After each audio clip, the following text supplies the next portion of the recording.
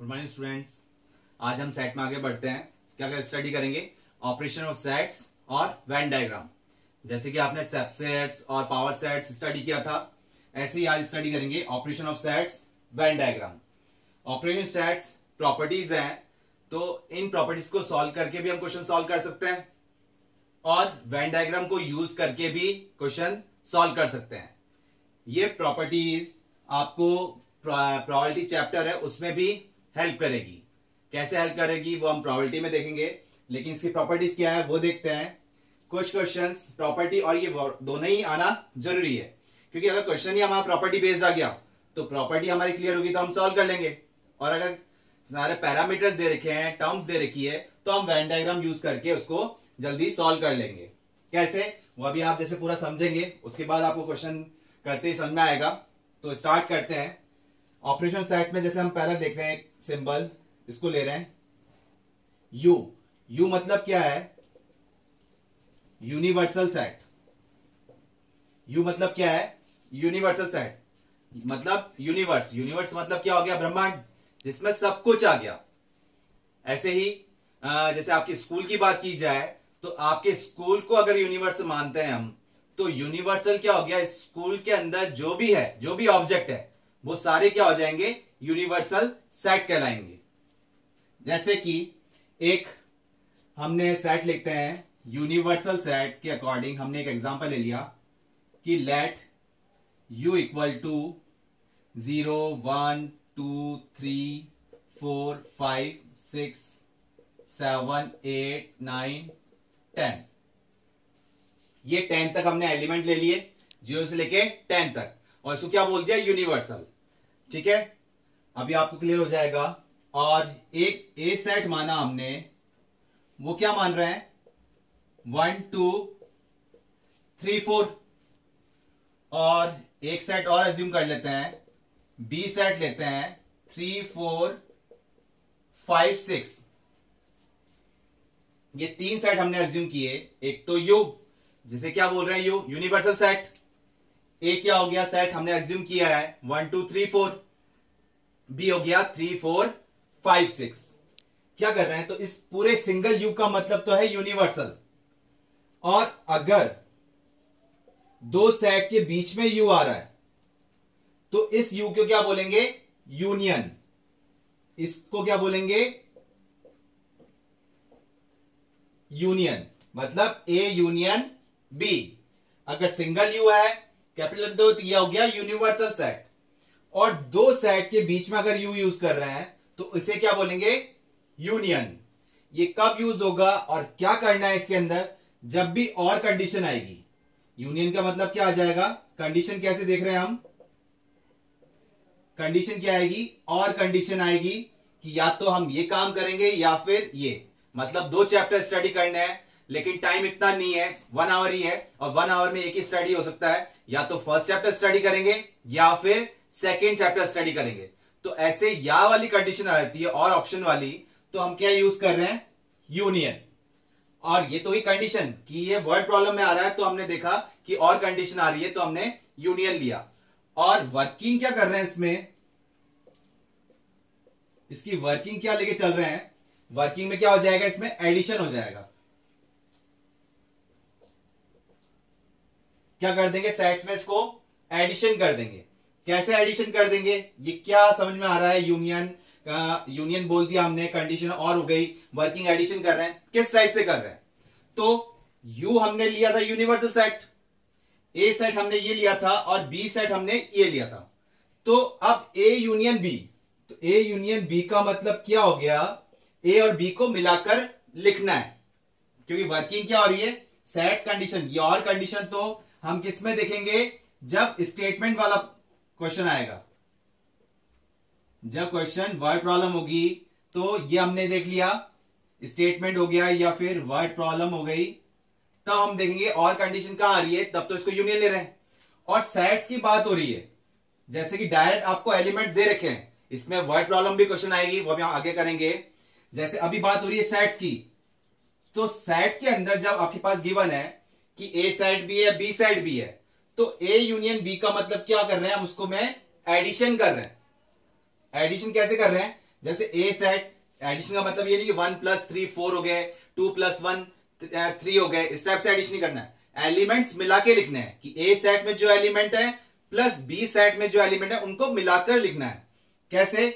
ए set था 1 2 3 4, तो हमने ए सेट लिख दिया 1 2 3 4, बी सेट के एलिमेंट भी लिख दिए 3 4 5 6।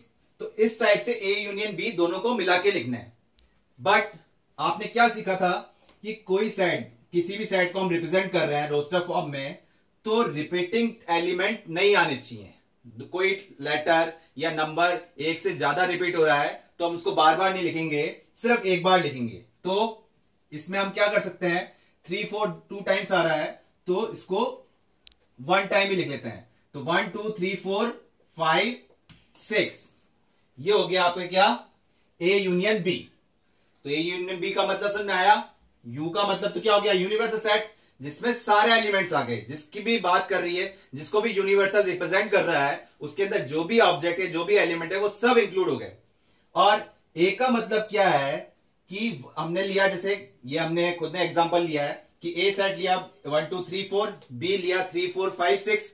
अब ए यूनियन बी, दो सेट के बीच में अगर यू आ रहा है तो उसे बोल रहे हैं यूनियन।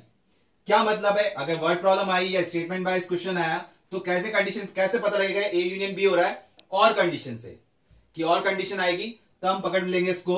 और वर्किंग करनी क्या है, अगर सेट्स में, जैसे इस टाइप से ये सेट्स में क्वेश्चन है तो वर्किंग क्या करनी होगी, सेट में एडिशन करनी होगी।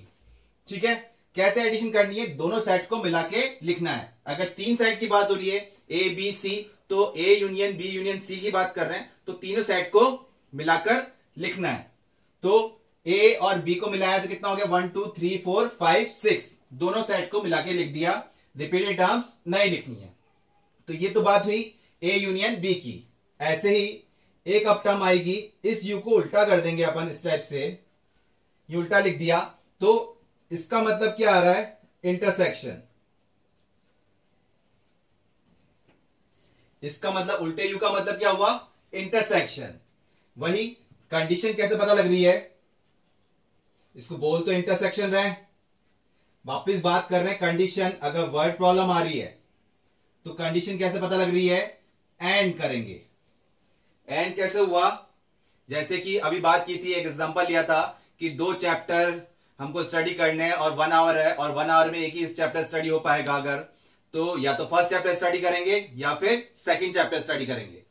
और एंड कंडीशन का मतलब क्या है, मेरे को दोनों चैप्टर करने हैं। तो अब मैं पहले फर्स्ट चैप्टर पढ़ रहा हूं एंड देन सेकंड पढ़ रहा हूं, मतलब फर्स्ट के बाद सेकंड कर ही कर रहा हूं, या पहले सेकंड पढ़ रहा हूं एंड देन फर्स्ट कर रहा हूं, मतलब उसके बाद ये काम कर ही रहा हूं, करना ही है मुझे।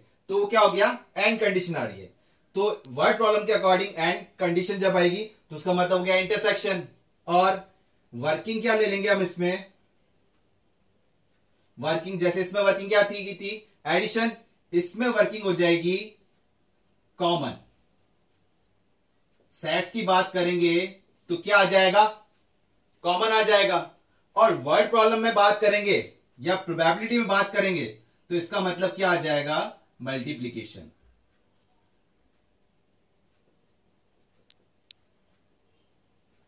प्रोबेबिलिटी की बात करेंगे तो इस एंड का मतलब क्या हो जाएगा, मल्टीप्लीकेशन कर लेंगे। लेकिन ये अभी आप रहने दीजिए, अभी आप सेट्स की बात कर रहे हैं तो क्या लेंगे, ए इंटरसेक्शन बी का मतलब कॉमन ले रहे हैं आप। ए इंटरसेक्शन बी का मतलब क्या हो रहा है, ए और बी में से जो कॉमन पार्ट आ रहा है वो ले रहे हैं। जैसे ए यूनियन बी का मतलब, इस यू को बोल रहे हैं यूनियन, और इस उल्टे यू को क्या बोल रहे हैं, इंटरसेक्शन। तो यूनियन मतलब तो दोनों सेट को मिला के लिखा, और ए इंटरसेक्शन बी का मतलब है इन दोनों में से कॉमन क्या आ रहा है, जो भी एलिमेंट कॉमन आ रहा है उसको लिख देंगे। कौन कौन से एलिमेंट आ रहा है, 3 4 3 4, यही एलिमेंट कॉमन आ रहा है। तो ये हो गया ए इंटरसेक्शन बी, मतलब ए और बी में जो कॉमन एलिमेंट आ रहे हैं वही लिखे जाएंगे। तो ए इंटरसेक्शन बी का मतलब समझ में आया आपको। अब इसमें आगे चलते हैं। अब बात आ रही है इसमें कॉम्प्लीमेंट की। अब किसकी बात आ रही है, कॉम्प्लीमेंट की। कॉम्प्लीमेंट मतलब क्या हो गया, इसको हम डैश से डिनोट कर देंगे। जैसे कि ए कॉम्प्लीमेंट को किससे डिनोट कर दिया, ए डैश से। ए डैश का मतलब क्या हो गया, ए को छोड़ के बाकी सब। अब बाकी सब क्या, ए कॉम्प्लीमेंट को छोड़ के, या ऐसे बोल दो ए का उल्टा। तो ये बात क्या हो रही है कि ए को छोड़ के बाकी सब, लेकिन बाकी सब क्या चीज, जैसे आपकी स्कूल की बात की जाए तो आपकी क्लास छोड़ के बाकी सब, मतलब आपकी 11th क्लास छोड़ के बाकी सब। तो 11th क्लास छोड़ के बाकी जितने भी क्लास होगी वो सब इंक्लूड हो गई, नर्सरी से लेके 12th तक सारी क्लास इंक्लूड हो गई, बट आपकी क्लास रह गई। तो ये मतलब हुआ कॉम्प्लीमेंट का। तो यहां यही एग्जांपल हम अगर कंसीडर करते हैं तो उसमें हमने लिया स्कूल की बात, तो स्कूल आपका यूनिवर्सल सेट हो गया जिसमें सारी क्लासेस इंक्लूड हो रही है। और इधर यूनिवर्सल क्या है, हमने क्या एग्जांपल लिखा है 0 से लेके 10 तक। तो एक कॉम्प्लीमेंट का मतलब क्या हुआ, यूनिवर्सल में से ए माइनस हो जाएगा। क्या मतलब आया, यूनिवर्सल में से ए को सपरेट किया। तो यूनिवर्सल क्या था 0 से लेके 10 तक, सपरेट का मतलब जो हमने एडिशन सब्ट्रैक्शन करते हैं वो नहीं, एलिमेंट्स को हटाना है। ठीक है, जैसे एडिशन क्या किया था, एलिमेंट्स को ऐड किया था। ठीक है, ना कि ये कि 1 + 2 कितना होता है, 2 + 3 कितना होता है, ये नहीं किया था। तो यूनिवर्सल ये था, उसमें से ए सेट को हटा दिया। तो ए सेट क्या था 1 2 3 4, तो 1 2 3 4 हट गए, तो क्या बचा, ए कॉम्प्लीमेंट क्या बच के आ रहा है हमारे पास, क्या आया 0 1 2 3 4 हट गए, 5 6 7 8 9 10, ये ए कॉम्प्लीमेंट हो गया। तो ये कॉम्प्लीमेंट आ गया हमारे पास कि यूनिवर्सल में से ए सेट को हटा दिया। अगर बी कॉम्प्लीमेंट की बात की जाएगी, ठीक है, तो ए कॉम्प्लीमेंट मतलब इसको ऐसे बोलते हैं नॉट ए। जैसे ए डैश बोला था हमने, ए डैश का मतलब क्या हो जाएगा नॉट ए, इस टाइप से भी लिख सकते हैं हम इसको। तो बी डैश का मतलब, बी कॉम्प्लीमेंट का मतलब क्या हुआ, बी को छोड़ के बाकी सब, लेकिन बाकी सब क्या, तो यूनिवर्सल में से बी सेट को हटा देंगे और रिमेनिंग जो आ जाएगा वो हम लिख देंगे। तो बी सेट जैसे 3 4 5 6 हट गए, क्या बच रहा है 0 1 2 3 4 5 6 तो हट गए, 7 8 9 और 10, ये हमारा बी कॉम्प्लीमेंट हो गया कि 3 4 5 6 हट गए, तो 0 1 2 7 8 9 10 आ गए, ये हमारा हो गया बी कॉम्प्लीमेंट। तो कॉम्प्लीमेंट मतलब क्या हुआ, जो यूनिवर्सल है उसमें से हमने क्या कर दिया, उस पर्टिकुलर सेट को माइनस कर दिया, इसको हम बोल सकते हैं नॉट बी। ठीक है, तो ये आपका कॉम्प्लीमेंट फॉर्म हो गई। आगे देखते हैं हम इसमें, जैसे कि हमारा वापस एक बार लिख लेते हैं, यूनिवर्सल सेट तो था 0 1 2 3 4 5 6 7 8 9 10, ए सेट हमने क्या लिया था 1 2 3 4, बी सेट हमने क्या लिया था 3 4 5 6। तो ए यूनियन बी देखा आपने, इंटरसेक्शन करा और कॉम्प्लीमेंट भी किया। अब क्या कर रहे हैं, ए में से बी को माइनस कर रहे हैं, ए में से बी को माइनस कर रहे हैं, ए माइनस बी। वापस माइनस का मतलब ये नहीं कि आप सेपरेट कर रहे हैं किसी टर्म में से दूसरी टर्म को, एलिमेंट हटा रहे हैं। ठीक है, तो ए माइनस बी का मतलब क्या है, पहले वाले सेट में से दूसरे वाले सेट के एलिमेंट को हटा दो, मतलब कि जो कॉमन आ रहे हैं वो हट जाएंगे। कैसे, जैसे 1 2 3 4 है और बी में, ए और बी में कॉमन क्या था 3 4, तो वो तो हट गया। तो देखा जाए तो ए बी में तो बच रहा है, ए में तो बच रहा है 1 2, क्योंकि 3 4 तो हट गया, कॉमन पार्ट था, और बी में बच रहा था 5 6। तो जब बात की जा रही है ए माइनस बी, ए माइनस बी का हमने क्या लिखा, इसको कैसे कर दिया, जो ए के एलिमेंट थे सिर्फ वही लिखे, ए के जो एलिमेंट थे सिर्फ वही लिखेंगे, बी के जो एलिमेंट है उन्हें नहीं लिखेंगे। जो पहला सेट है उसमें से सेकंड वाले को जो माइनस कर रहे हैं, तो पहले वाले के साइड जो बच रहे हैं, जो हट गए वो तो नहीं लिखने, लेकिन जो रिमेनिंग साइड रह गए बच गए वही लिखेंगे। बी में जो बच गए उन्हें हमें कुछ भी यूज नहीं करना है, उनको ऐसे ही रहने देना है, उनका कुछ भी यूज नहीं करना है। तो ए माइनस बी क्या आ जाएगा 1 2। ठीक है, और इसको हम क्या बोल सकते हैं, ए बट नॉट बी। इसे क्या बोल सकते हैं, ए है लेकिन बी नहीं है, इसको इस टाइप से भी बोल सकते हैं ये आपको क्यों बता रहा हूं कि क्वेश्चन के अंदर किसी टाइप से भी क्वेश्चन पूछ सकता है कि अगर बोल दिया ए बट नॉट बी, लेकिन आपको इसका मतलब ही नहीं पता, तो हम अटक जाएंगे। ए बट नॉट बी का मतलब क्या हो गया कि ए माइनस बी। नेक्स्ट एक और देखते हैं, अगर b माइनस ए कर रहे हैं, b माइनस ए कर रहे हैं तो क्या हो जाएगा, ये b में से a को माइनस करेंगे, a के एलिमेंट माइनस करेंगे, तो कॉमन एलिमेंट तो 3 4 3 4 हट गए। अब a में तो बच रहे हैं 1 2 और b में बच रहे हैं 5 और 6। तो पहला जो एलिमेंट है उसी के जो बचे हुए एलिमेंट्स हैं वही लिखे जाएंगे, सेकंड में जो बच रहे हैं उनसे हमें कोई मतलब नहीं है। तो इसकी क्या आ गए 5,6। तो b माइनस ए किया तो जो b में जो बच रहे हैं वही लिखे जा रहे हैं। अगर b के फॉर एग्जाम्पल 3,4 ही होते और 3,4 हट जाते तो यहां कुछ भी नहीं लिखा जाता, इसको जीरो नहीं लिखते, हम क्या लिखते, फिर नल सेट लिखते, खाली सेट लिखते। ठीक है, अगर जीरो कोई एलिमेंट बचता तो हम जीरो लिखते। तो ये क्या आ गया b माइनस ए, बी सेट में से a को हटा दिया तो कॉमन एलिमेंट तो हट गए, यहां बचा 5 6 और यहां बचा 1 2। तो जब पहला एलिमेंट सेट b था तो b के जो रिमेनिंग एलिमेंट बच गए वही लिखे जाएंगे, जैसे कि यहां a के जो बच गए थे वही लिखे गए। और इसको क्या लिख सकते हैं, b बट नॉट a, इसको इस टाइप से भी लिख सकते हैं और कुछ भी लिख सकते हैं इसको, वो अभी हम वेन डायग्राम डिस्कस करेंगे तब सॉल्व करेंगे। देखते हैं ऑपरेशन साइड्स में आगे और भी है, लेकिन अभी जो हमने किए इसी का वेन डायग्राम देखते हैं, फिर आगे और सॉल्व करेंगे। तो वेन डायग्राम में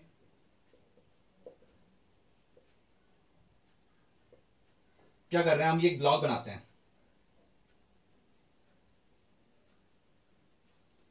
और इस ब्लॉक को बोल दिया यूनिवर्सल सेट। मतलब इस ब्लॉक के अंदर जो भी ऑब्जेक्ट या एलिमेंट्स हैं वो सब क्या है, यूनिवर्सल के एलिमेंट्स हैं। ठीक है, अब इसी को कंसीडर करते हैं। तो ए एक सेट है इसके अंदर, तो ए को हमने बना लिया इस टाइप से, इसको तो मेंशन कर दिया ए, और एक सेट और है बी, तो बी को हम और बना लेते हैं। अगर इन दोनों में कोई एक एलिमेंट भी कॉमन है तब तो इसको कट करते हुए बनाओ, और एक भी कॉमन नहीं है तो आप इसको दूर दूर बना सकते हैं। तो एक भी कॉमन आ रहा है तो हमने इसको इस टाइप से बना लिया, ये मैंने बोल दिया बी सेट। एक तो ए सेट हो गया और बी सेट हो गया। अब इसके जो एलिमेंट्स हैं वो हम मेंशन करते हैं इसके अंदर, जैसे कि ए के सेट थे 1 2 3 4, तो 1 2 का आप कहीं पे भी लिख सकते हैं ए के अंदर। अब 3 4 मैं यहां क्यों लिख रहा हूं, क्योंकि 3 और 4 ए में भी है और बी में भी है। जो ये इंटरसेक्शन वाला पार्ट हुआ ये ए के लिए भी हो गया और बी के लिए भी हो गया, इसलिए मैंने इसको इसमें लिख दिया। अब बी के क्या हो गए, ये 5 ये 6। ठीक है, अब ए के हो गए बी के हो गए, यूनिवर्सल सेट पूरा था, क्या बच गए, जीरो नहीं था तो ये जीरो यहां लिख दिया। 1 2 3 4 5 6 आ चुके हैं, 7 8 9 10 ये कहीं पे भी आप लिख दीजिए, इस ब्लॉक के अंदर ही है। ठीक है, तो अब इसका मतलब क्या आ रहा है, सबसे पहला हमने जो लिया था क्या किया था इसके अंदर, ए यूनियन बी। सबसे पहला पार्ट आपने ये किया था ए यूनियन बी। इसका आंसर क्या था, आपने लिख लिया था कि दोनों सेट्स को मिला के लिख रहे हैं। ठीक है, अब इसके अकॉर्डिंग देखते हैं, जैसे मैंने कहा था आपको कि वेन डायग्राम आपको समझ में आ गया तो सेट्स के वर्ड प्रॉब्लम वाले जो क्वेश्चन है वो बहुत जल्दी सॉल्व हो जाएंगे। तो ए आपने ये लिया और बी ये है, इन दोनों को मिलाना है। तो ए और बी को जब हम मिला देते हैं तो कौन कौन सा एरिया कवर हो गया, ये पार्ट कवर हो जाएगा,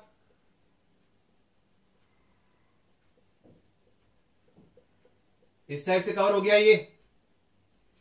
तो ए और बी को जब आपने मिला लिया तो ये शेडेड रीजन जो आपने किया है डैश लाइन से, ए यूनियन बी की हम बात कर रहे थे, वेन डायग्राम के अकॉर्डिंग देख रहे थे कैसे ब्लॉक बनाए वो भी हमने देखा। अब ए यूनियन बी की बात थी तो ए यूनियन का मतलब आपको पता होना चाहिए। तो क्या था यूनियन का मतलब, ए और बी को मिलाना, तो इन दोनों को मिला दिया तो इसको मिला के जो शेड रीजन हुआ है तो ये शेड रीजन हो गया। अब इस शेड रीजन में जो एलिमेंट यूज हुए हैं, शेड रीजन में जो एलिमेंट आ रहे हैं वो आपको लिखना है। क्या आ रहे थे, 1 2 3 4 एंड 5 और 6 ये एलिमेंट आ रहे हैं। और आपने डायरेक्ट किया था ए यूनियन बी, तो उसका आंसर भी यही था 1 2 3 4 5 6। तो वो तो आपने किया डायरेक्ट मेथड से, और ये आपने किया वेन डायग्राम से। अभी आप कहेंगे सर डायरेक्ट मेथड ही इजी था, ये बनाने की जरूरत क्यों पड़ी? क्योंकि यहां तो हम 2 ब्लॉक की बात कर रहे हैं, आगे क्वेश्चन बढ़ता जाएगा 3 ब्लॉक आ सकते हैं, ए बी सी सेट आ सकते हैं, डी सेट आ सकता है, तो वहां हमें दिक्कत होगी, क्वेश्चन थोड़ा कॉम्प्लिकेटेड हो जाएगा। तो वेन डायग्राम थोड़ा ध्यान से समझिए। तो इसका मतलब तो हो गया ए यूनियन बी का मतलब तो ये हो गया। अब और बनाते हैं, इसमें और लेते हैं, वापिस ब्लॉक को बनाते हैं। ये हो गया, ये यूनिवर्सल सेट हो गया। इसी एग्जांपल को कंसीडर कर रहे हैं यूनिवर्सल ए और बी। ये एक और हो जाएगा, ये ए पार्ट, ये बी, ए के एलिमेंट 1 2 ये मैंने कॉमन वाली जगह लिख दिए, 5 6 और रिमेनिंग एलिमेंट लिख दिए 0 5 6 हो गए 7 8 9 10। ये यूनिवर्सल सेट हो गया। अब आप बात कर रहे हैं किसकी? ए यूनियन बी तो हो गया। अब हम बात कर रहे हैं किसकी? ए इंटरसेक्शन बी के लिए। ए इंटरसेक्शन बी का मतलब क्या था? इंटरसेक्शन का मतलब क्या था? Common part. तो ए और बी में कॉमन पार्ट क्या है? दोनों में कॉमन सिर्फ इतना आ रहा है, यह वाला पार्ट आ रहा है कॉमन। और कुछ कॉमन आ रहा है क्या? कि ए ये है सेट, बी ये सेट है, कॉमन पार्ट क्या हुआ? यही हुआ। तो इस कॉमन पार्ट में, इस शेडेड रीजन में कौन से एलिमेंट कवर हुए?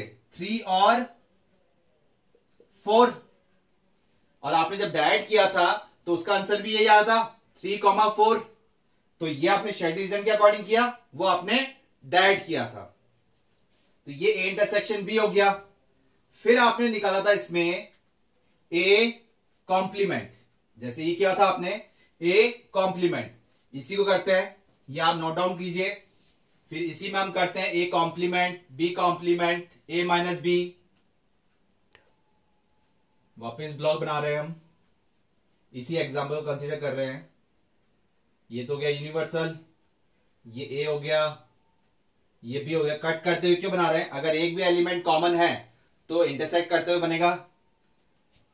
ये ए हो गया, ये बी हो गया, 1 2 3 4 5 6 और 0 7 8 9 10 कहीं पे भी लिख देते हैं। अब बात कर रहे हैं आप किसकी? ए कॉम्प्लीमेंट की। किसकी बात कर रहे हैं? A complement. ए कॉम्प्लीमेंट का मतलब हमने क्या देखा था? Not a. ए कॉम्प्लीमेंट को हम क्या बोल रहे थे? नॉट ए, मतलब ए को छोड़ के बाकी सब। तो बाकी सब क्या? सिर्फ इस ब्लॉक की बात हो रही है।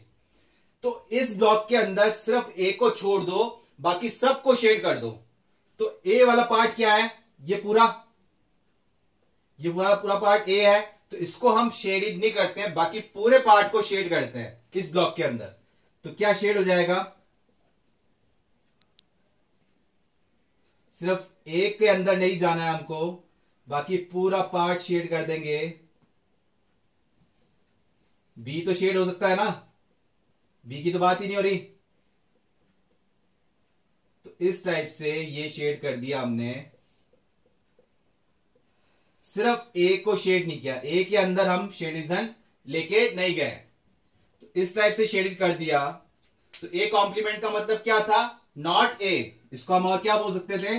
नॉट ए, मतलब ए को छोड़ के बाकी सब किस में से आएंगे? यूनिवर्सल में से आएंगे। तो यूनिवर्सल ये था, तो ए को छोड़ दिया। अब शेड रीजन, अब शेडेड रीजन में क्या रह जाएगा? शेड रीजन ये था, तो शेड रीजन में कौन सा एलिमेंट कवर हो रहा है? 0 हो रहा है। 1 2 3 छोड़ के 5 6 7 8 9 10, 1 2 3 4 एलिमेंट छोड़ के, ये एलिमेंट छोड़ के बाकी सारा कवर हो गया। तो ये आ गया ए कॉम्प्लीमेंट। देखा आपने शेड रीजन के अकॉर्डिंग वेन डायग्राम में कैसे हुआ? ऐसे ही हम किसी लिए कर लेते हैं? बी कॉम्प्लीमेंट के लिए कर लेते हैं। तो यही डायग्राम कंसीडर करते हैं। ये यूनिवर्सल हो गया, ये ए हो गया, ये बी हो गया। इस ए को बोल देते हैं, इसको बी बोल देते हैं। 1 2 3 4 5 6 0 7 8 9 10 हो गया। अब बात कर रहे हैं किसकी, बी कॉम्प्लीमेंट, मतलब बी नॉट या नॉट बी, बी नॉट बोलो या बी नॉट बी बोल दें। अब इसका मतलब हो गया बी को छोड़ के बाकी सब, तो बी को छोड़ के बाकी सब का मतलब क्या हो गया, यूनिवर्सल में से बात हो रही है, आपको यूनिवर्सल पता होना चाहिए। तो बी को छोड़ के बाकी सब का मतलब ये आ गया। इस टाइप शेड कर देंगे। जो बोला जा रहा है उस कमांड को आप फॉलो करते हुए शेड कर दीजिए। तो बी को छोड़ के हमने बाकी सारा क्या कर दिया, शेड कर दिया। बाकी सारे शेड करने पे अब जब एलिमेंट देख रहे हैं तो कौन कौन से एलिमेंट शेड रीजन में आ गए, तो बी कॉम्प्लीमेंट में कौन से आ गए, 0 1 2 3 4 5 6 तो हट गए, 7 8 9 और 10। ये हमने वेन डायग्राम के अकॉर्डिंग बी कॉम्प्लीमेंट देख लिया शेड रीजन के अकॉर्डिंग। फिर हमने क्या किया था, ए माइनस बी, उसको देखते हैं, इसको मिटा लेते हैं, ये नोट कर लीजिए आप। फिर इसको मिटाते हैं। अब अगर बात कर रहे हैं इसी डायग्राम को मतलब इसी एग्जाम्पल को कंसीडर कर रहे हैं, ये ए सेट हो गया, ये बी हो गया हमारे पास, ये यूनिवर्सल है, 1 2 3 4 5 6 0 भी था, 7 8 9 और ये 10। इस टाइप से बना दिया हमने। अब बात किसी कर रहे हैं हम, a minus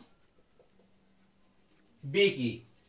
a minus B मतलब कि a, इसको और क्या लिख सकते हैं हम, a but not b, a but not b। और क्या लिख सकते हैं इसको, इसको लिख सकते हैं a में से a इंटरसेक्शन b को माइनस कर सकते हैं, a में से a इंटरसेक्शन b को माइनस कर सकते हैं। तो जैसे कि ये वाला पार्ट जो था a इंटरसेक्शन b वाला पार्ट था, जैसे बीच वाला पार्ट, तो a में से a इंटरसेक्शन b को माइनस करना है, a बट नॉट b मतलब a होना चाहिए b नहीं होना चाहिए, ठीक है। तो अब a में से b को हटा रहे हैं, तो b वाला पार्ट तो 3 4 भी था और a वाला पार्ट क्या था 1 2 3 4, लेकिन b वाला पार्ट नहीं चाहिए, सिर्फ a चाहिए। जैसे एक क्लास के अंदर, आपकी क्लास की बात कर लेते हैं, आपकी क्लास में कुछ स्टूडेंट है जिसके पास मैथ भी है और बायो भी है।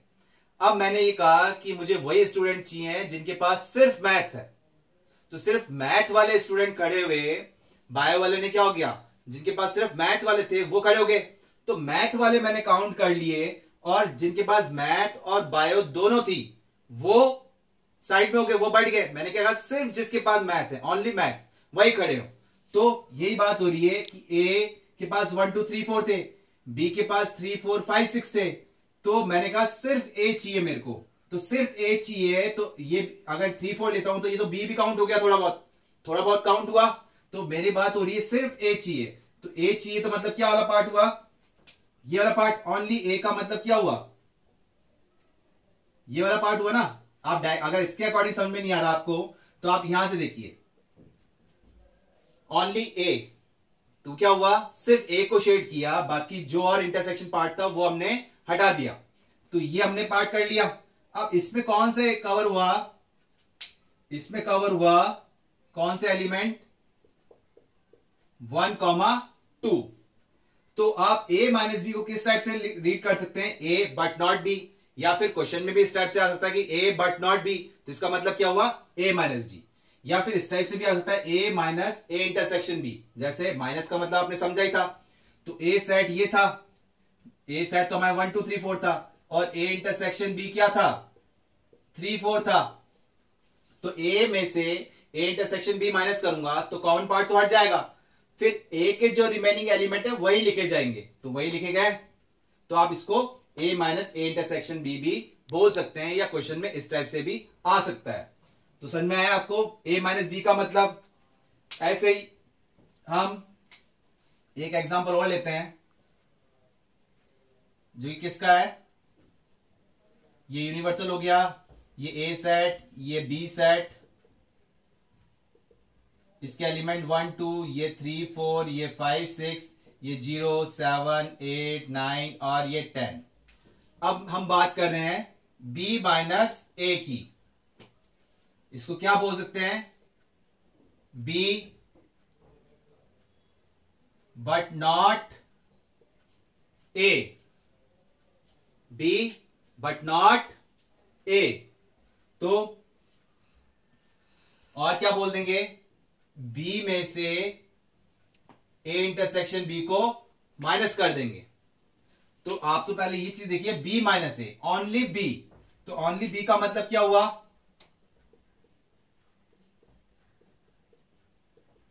ये वाला पार्ट सिर्फ b, a नहीं चाहिए उसको, ओनली b नॉट a। तो ये वाला पार्ट हुआ है, क्योंकि एक में 3 4 कंपेयर आ रहा था, इंक्लूड था, तो उसने वो हटा दिया, सिर्फ b को लिया, तो ये वाला पार्ट आ गया। तो b माइनस ए कौन सा कवर हुआ है? b माइनस ए में कौन से एलिमेंट कवर हुए? 5,6। b माइनस ए में कौन से कवर हुए? 5,6। और हम इसको कैसे लिखते हैं? b minus A intersection b। तो b था 3 4 5 6, a इंटरसेक्शन b क्या? 3 4। तो b वाले सेट में से a इंटरसेक्शन b जब माइनस करेंगे तो 3 4 हट गए, तो क्या बचे? 5 6, वो आगे 5। तो आप इसको कैसे भी रीड कर सकते हैं। आपको ये टर्म क्यों बताई जा रही है कि क्वेश्चन भी कैसे भी पूछ सकता है। अगर उसने बोल दिया b बट नॉट ए, तो इसका मतलब आपको पता होना चाहिए। b minus A intersection b बोल देता है, तो आपको पता होना चाहिए। तो इस टाइप से क्वेश्चन में किसी भी टाइप का पूछ सकता है, वो कुछ भी पूछ सकता है, तो आपको इनका मीनिंग पता होना चाहिए, इसका मतलब पता होना चाहिए। तो इस टाइप से हमने वेन डायग्राम से भी क्वेश्चन सॉल्व किए और ऑपरेशन के अकॉर्डिंग भी सॉल्व किए। आगे और सॉल्व करेंगे इनकी प्रॉपर्टीज को यूज करते हुए। हाल फिलहाल आप इन प्रॉपर्टीज को ढंग से सॉल्व कीजिए, ढंग से नोट्स बनाइए और वापस रीड कीजिए।